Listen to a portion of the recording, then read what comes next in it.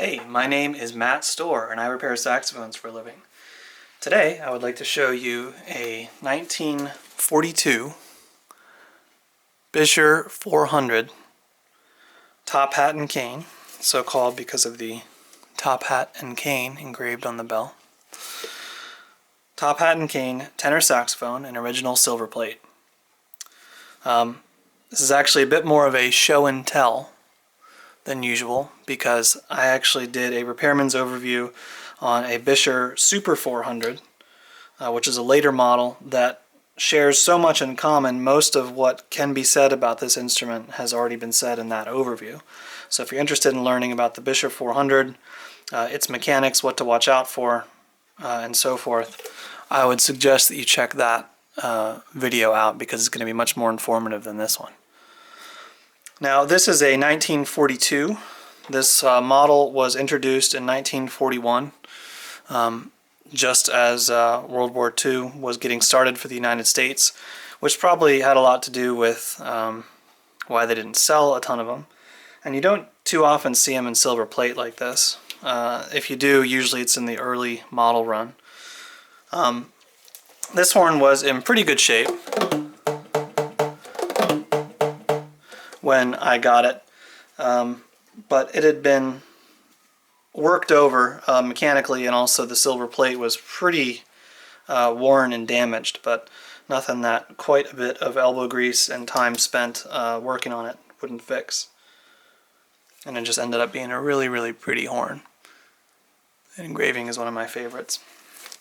And also the raised logo here on the bell is also one of my favorite logos on a saxophone.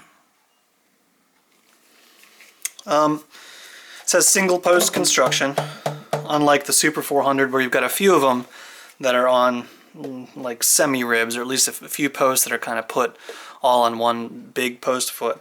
These are all single posts, and they can get bent out of adjustment pretty easy, especially because they're really tall posts. So you have to deal with that.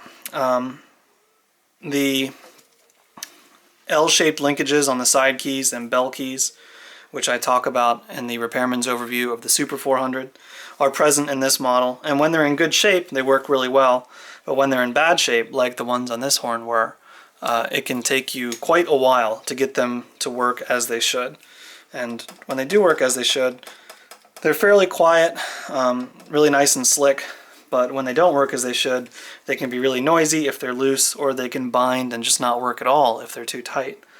And that can be quite a bit of work getting that to play correctly. Oh, and you've also got another L-shaped linkage here in the octave mechanism. This horn has the underslung octave key, which works pretty well. When you're setting your spring tensions for the neck, it has to be a little lighter than you might be used to, especially if you're using this portion of the neck to feel the spring tensions, because that's significantly different than right here, because your fulcrum is not even, it's not halfway down the key, right? So a little bit of motion here gets translated into more motion here, which means that it requires proportionally more force to move from this end.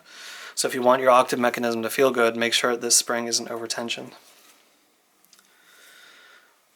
And of course this horn had snap-on resonators in it. Most of the originals. I renewed a few that were not there anymore. And that's about it. Like I said, if you want to see like the full Repairman's overview, look at the Super 400 one first, and then take a look at this. But this is the 1942 Buescher 400 top hat and cane model in original silver plate. This is a tenor, and plays huge, you know, just such a huge bottomless voice.